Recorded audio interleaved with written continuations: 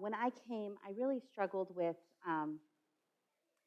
kind of finding a space that I really felt like I could completely be myself, and I really struggled with who I was as a person, which is not something I had ever experienced before. So I grew up in Lorraine. I don't know if any of you are familiar with the area, but the city of Lorraine is extremely diverse. And I come from South Lorraine, which is predominantly Hispanic, mostly Puerto Rican, although we're getting a much larger population of different nationalities now. But it's still primarily Hispanic.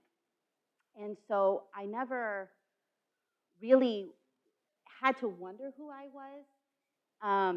I grew up in a faith-filled home, a very loving family, and I always felt very secure in who I was, right? And so when I came to campus, I felt like all of that was suddenly challenged. I remember my first weekend here during the weekend of welcome, I had a couple people come up to me and actually say, "Oh my gosh, are you Puerto Rican? Are you Hispanic? Are you?" One actually asked me, "Are you Puerto Rican like J Lo? Do you speak Spanish?" I mean, it was astounding.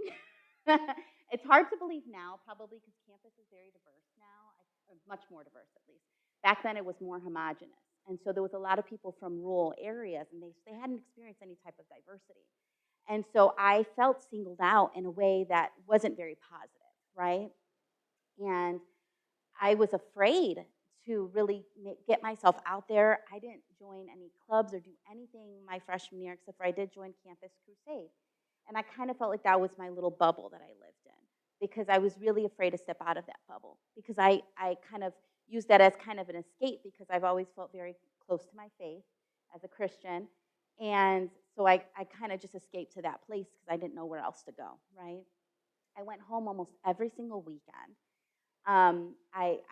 I really struggled with feeling um, Latina enough, right? So I remember it was my first week. I worked at the career services. Back then, we were in bonds, and I was a student worker, so I worked right next to this glass window. And I remember Cherry May. She's still there? No, she left a long time ago. So somebody that worked at the college came by and was like, "Do you want to join HASA?" Or yeah, it was HASA at the time, right? And it was a Hispanic Student Association. I was like, "No." She just kept coming back like month after month, and I refused because I was like, I don't feel like I am Hispanic enough here, which is weird because I grew up all around all Latinas and Latinos in Lorraine, but I was nervous because I didn't speak Spanish fluently. And most of the Hispanics that I had met here were all from country of origin, right? So they spoke Spanish. I actually had somebody once tell me, like, "You don't speak Spanish? You're supposed to be Puerto Rican?" And it made me challenge who I was, right? And I speak Spanish not fluently, barely conversationally. And so I started wondering, like, well, what does it mean to be Latina? What does it mean to be Hispanic? And what does it mean to be a woman in higher ed and to be a small person, a small woman, very short. And so I started struggling with my identity, who I was, and really finding a place to fit in. And so it wasn't until my I think it was my sophomore year I met Jay. I ended up being part of International Student Association. I was an International Student Ambassador, which is like a mentor, and hung out with the international students. And for once, I felt like I belonged because I was around people who were also struggling with, do I belong? And where do I belong? And so I felt like I created this little family and community. Community is so important to me, and I didn't realize how important it was until I lacked it, right? And so for some of you who might feel like, man, community is so important to me, find that community wherever you go because it's there. It's there. And there are other people that feel the same way as you. And so that's just a little bit about my story. Um, and and I felt like I needed to really reconnect with my culture. And I found that everywhere I went afterwards, every job I went to, I realized I needed to find my community, right? I needed to find my people. And that really helped define who I was as a person. And so community, connections, those things are really, really important to me. And it's important to my identity and figuring out who I was as a person. So I want to do something with you guys. So one thing Jay didn't mention, so I work on grants, but I actually work on diversity, equity, and inclusion projects across the college. So they're grant-funded projects. And then I also just do other things kind of on the side. I call my side gigs. But at the college, I also work with this group called Avanzando Through College, which is helping Latino students build like a learning community and finding their space so that they can kind of persist and complete their education on campus, go on to 4 years, somewhere like here. And so some of the things that I do, I also do some different trainings with them and with other students on diversity. And so this is a little kind of a little handout or a little visual, just call it a visual, that I have done with others in helping identify kind of what are those important things about myself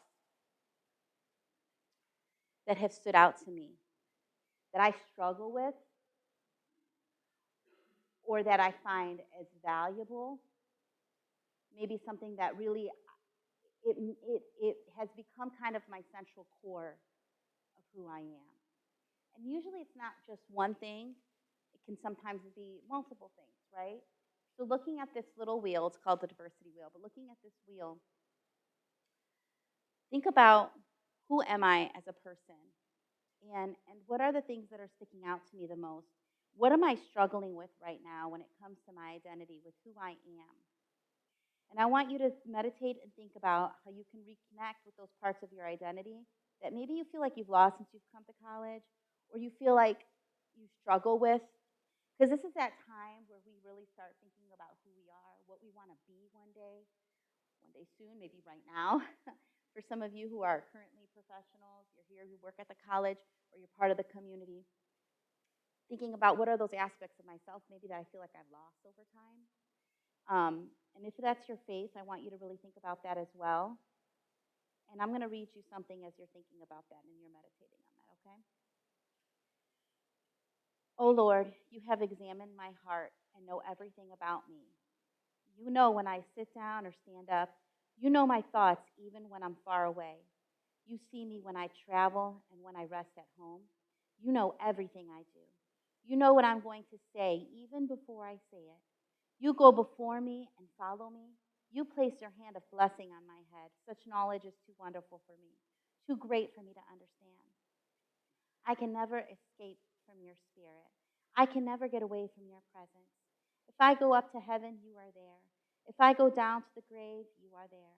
If I ride the wings of the morning, if I dwell by the farthest oceans, even there your hand will guide me and your strength will support me. I could ask the darkness to hide me and the light around me to become night. But even in darkness, I cannot hide from you. To you, the night shines as bright as day. Darkness and light are the same to you. You made all the delicate inner parts of my body and knit me together in my mother's womb. Thank you for making me so wonderfully complex.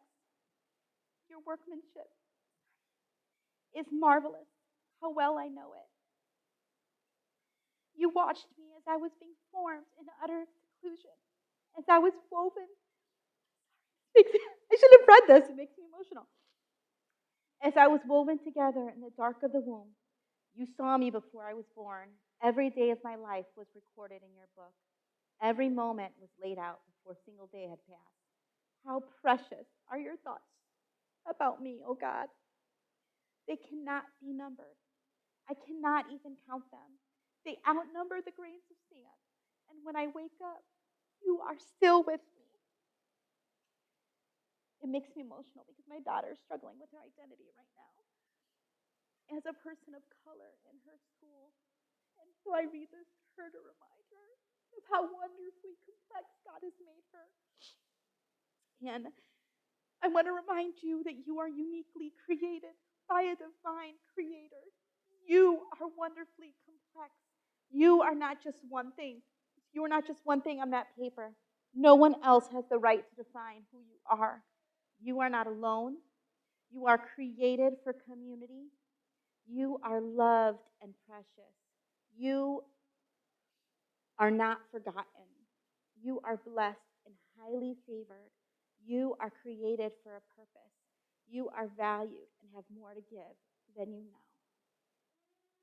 So I just want to remind you of that you are precious, that you are loved, and that no one has the right to define who you are. This is your time to explore and to grow closer to your faith. I'm so glad you're here, and to stay connected to your faith and stay connected to your community and the people that are going to raise you up, that are going to uphold you, that are going to strengthen you, and that are going to speak life to you. Thank you so much for your time today.